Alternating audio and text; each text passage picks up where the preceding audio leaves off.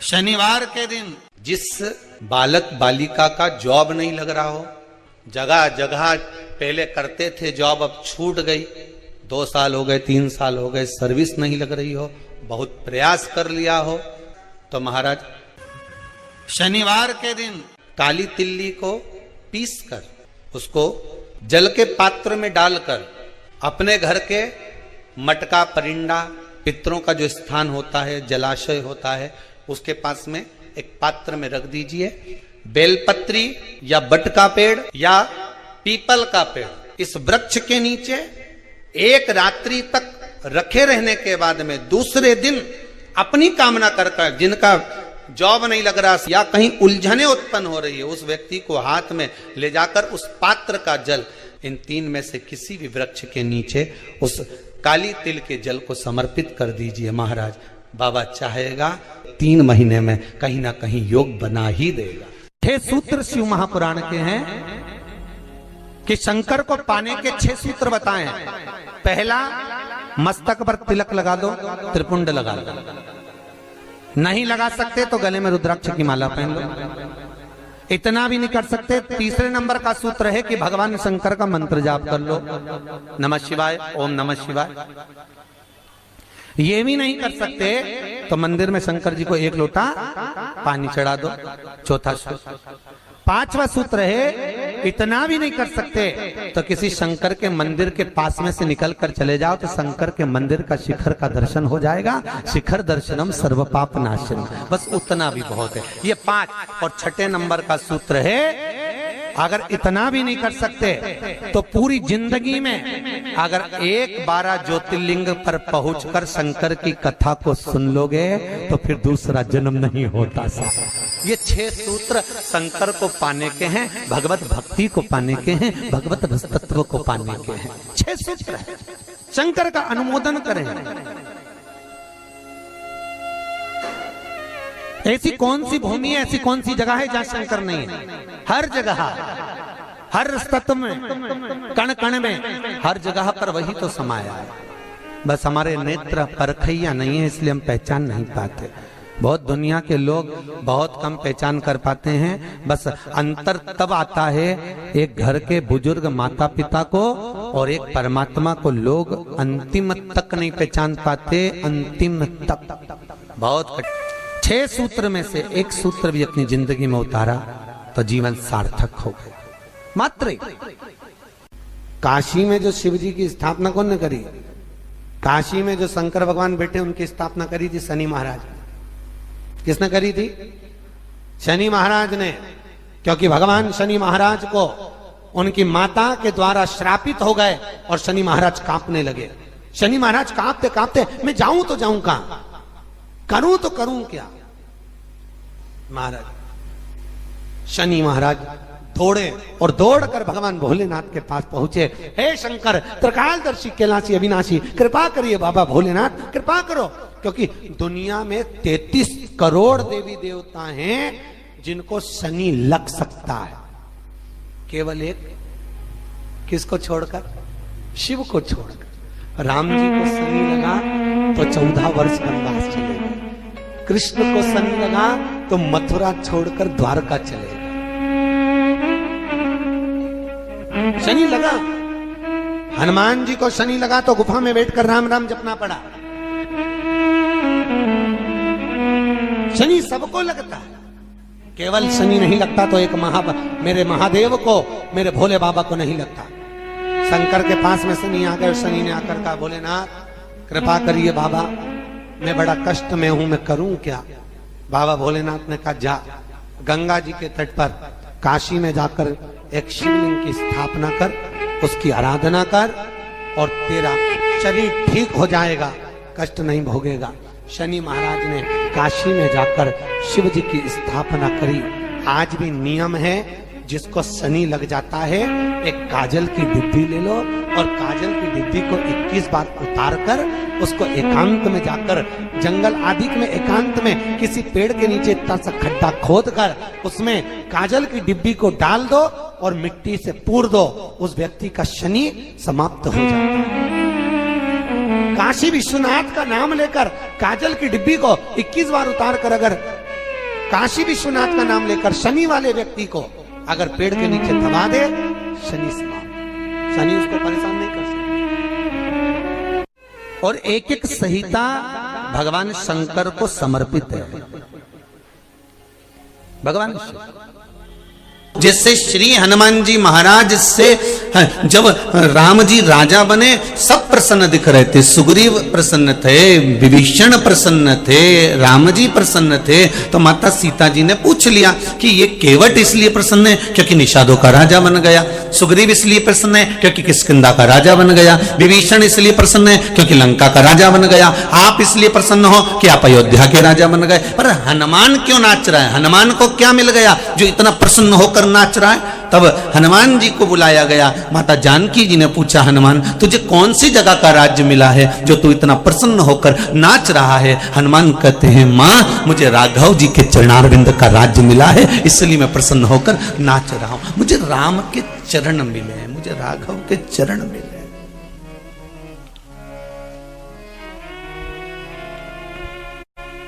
पवन तनय संकट हरण मूर्ति रूप राम लखन सीता सहित हृदय बसहु सूरभूमि। मुझे राघव जी के चरण प्राप्त हो गए, मुझे राम जी के चरण मिल गए। ये मुझे जो राज्य मिला है ये कोई साधारण नहीं है। कोई आपसे कहे कि आपका पता क्या है, तो घर का पता नहीं देना है हमको, दुकान का पता नहीं देना है हमको, हमारा खुद का पता दीजिए कि हम कहां हैं। राम जी पूछ रहे हैं, क्यों रे हनुमान, कुछ निशानी लाया है? ये चूड़ामणि लाया हूं। अच्छा हनुमान, तुम शिव के अवतार हो, तुम्हें मालूम है? हनुमान जी ने कहा, प्रभु आपको नहीं मालूम कि आप नारायण के अवतार हो? आप नारायण के अवतार हो, मैं शिव का अवतार हूं, और ना मैं आपके बिना रह सकता हूं ना आप मेरे बिना रह सकते हो, इसलिए मेरा अवतार हुआ है और इसीलिए आपका भी अवतार हुआ है। जी राम जी ने कहा, हनुमान पूर्व के लेन देन मिटाने के लिए हमारे अवतार हुए हैं।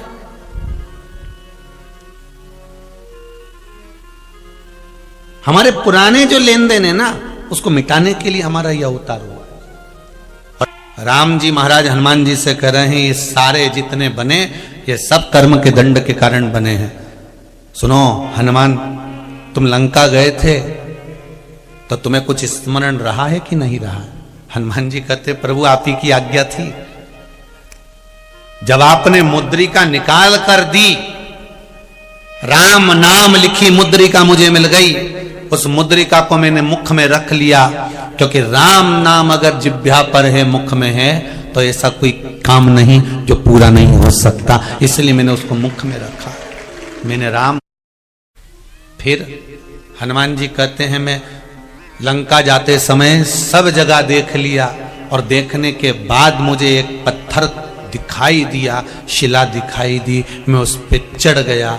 तो राम जी ने पूछा, तूने उस पत्थर को पहचाना कैसे कि इसी पे चढ़ना था?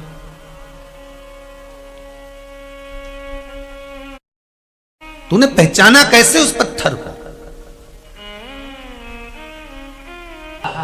उस पत्थर को कैसे जाना है तू?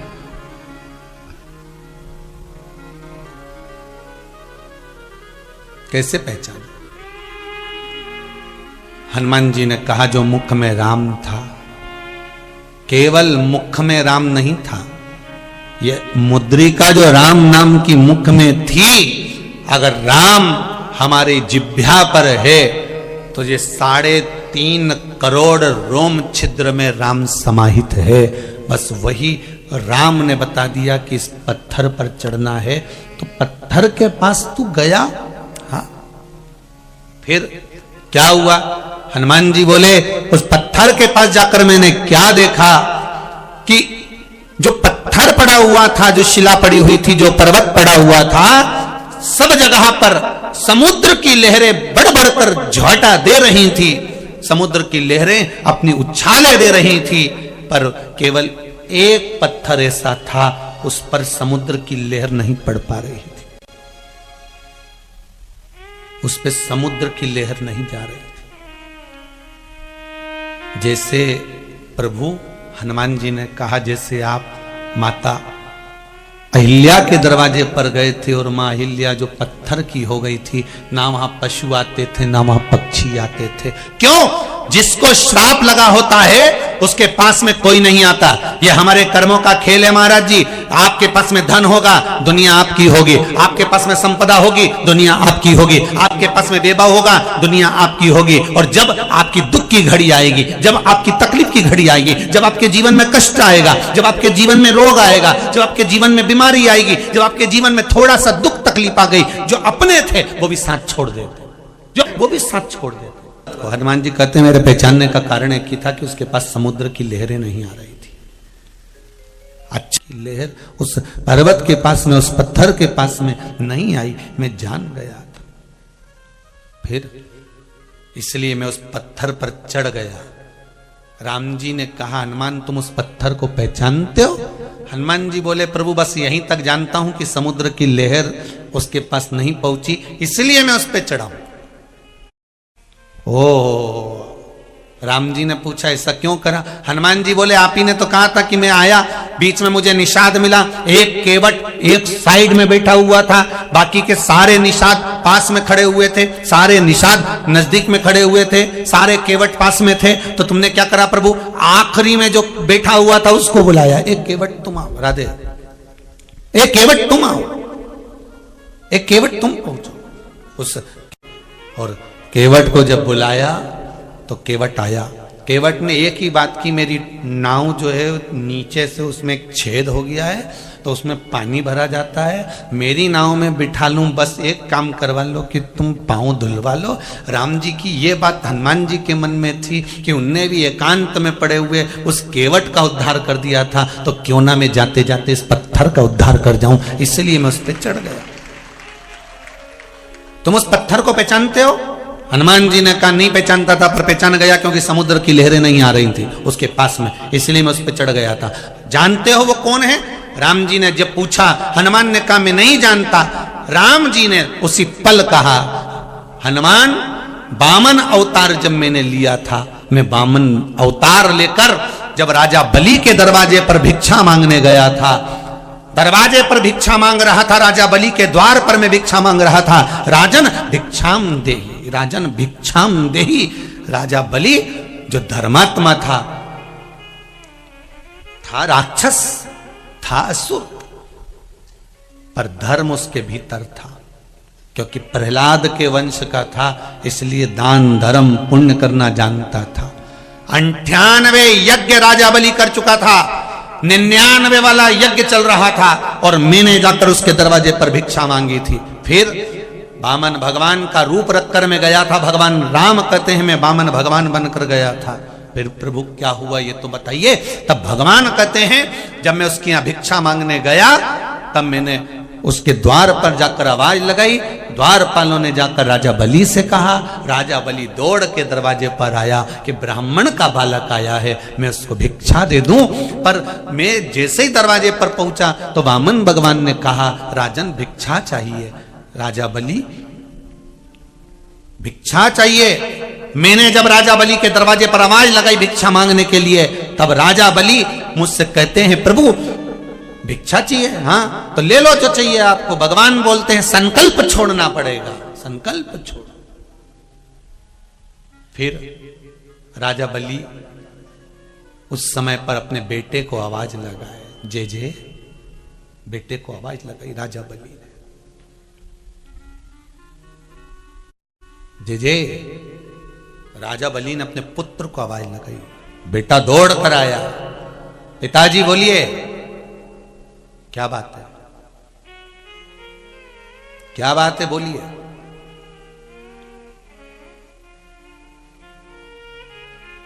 संकल्प छोड़ना है बेटा, 3 पग भूमि का दान देना है, मुझे संकल्प छोड़ना है, जा। जल्दी जाकर कमंडल लेकर आ, पानी का पात्र लेकर आ। बेटा खड़ा रहा। खरगोन की कथा याद करो, उसमें एक बात कही थी, जब बेटा नहीं गया खड़ा खड़ा देखता रहा। क्यों? क्योंकि शुक्राचार्य जी ने कह दिया था, राजन ये जो दरवाजे पे खड़ा है ये बामन का छोरा नहीं, वो नारायण दरवाजे पर खड़ा है, अगर दान दे दिया तो सब कुछ चले जाएगा। बेटा नहीं हिला, बेटा खड़ा रहा। अब ईमानदारी से बोलो, जमीन किसकी थी? राजा बलि की कि राजा बलि के बेटे की? बोलते जाओ जरा, किसकी थी? राजा बलि के बेटे की? राजा बलि की। जायदाद किसकी थी? राजा बलि की। दौलत किसकी थी? राजा बलि की। सत्ता किसकी थी? राजा बलि की। राजा कौन था? राजा बलि। पर बेटे से कह रहा जल्दी जा और कमंडल का जल लेकर आ, मुझे संकल्प छोड़ना है। बेटा नहीं गया, बेटा गया ही नहीं। जब 2-4 बार कहा जाओ जल्दी जाओ, मुझे संकल्प छोड़ना है। कई बार हमने देखा है बूढ़ी बूढ़ी मातर कमंडल लेकर आओ, राजा बलि का पुत्र बहुत बार कहा नहीं गया, 8-10 बार कहा तब राजा बलि का पुत्र गया, अंदर गया, निकलकर बाहर नहीं आया।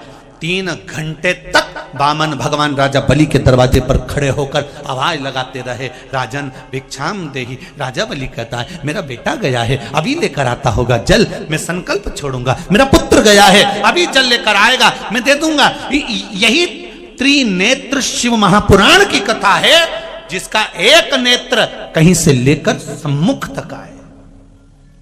जाओ, मेरा बेटा गया है, अभी लाएगा तब मैं दूंगा, अभी मेरा बेटा गया लाएगा।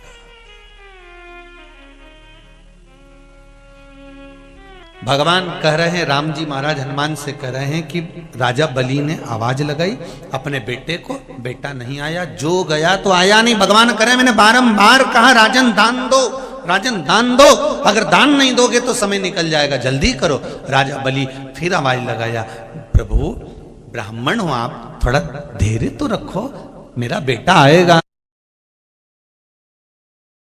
नहीं है, गुरु शुक्राचार्य जी कह रहे हैं, गुरुदेव कह रहे हैं कि अगर दे दिया तो सब चले जाएगा। राजा बलि ने कहा शायद तू इसीलिए जल लेकर नहीं आया, मेरे दान करने में तू रोड़ा बना है, मेरे दान करने में तू रोड़ा बना है, मेरे दान करने में तू पत्थर बना है।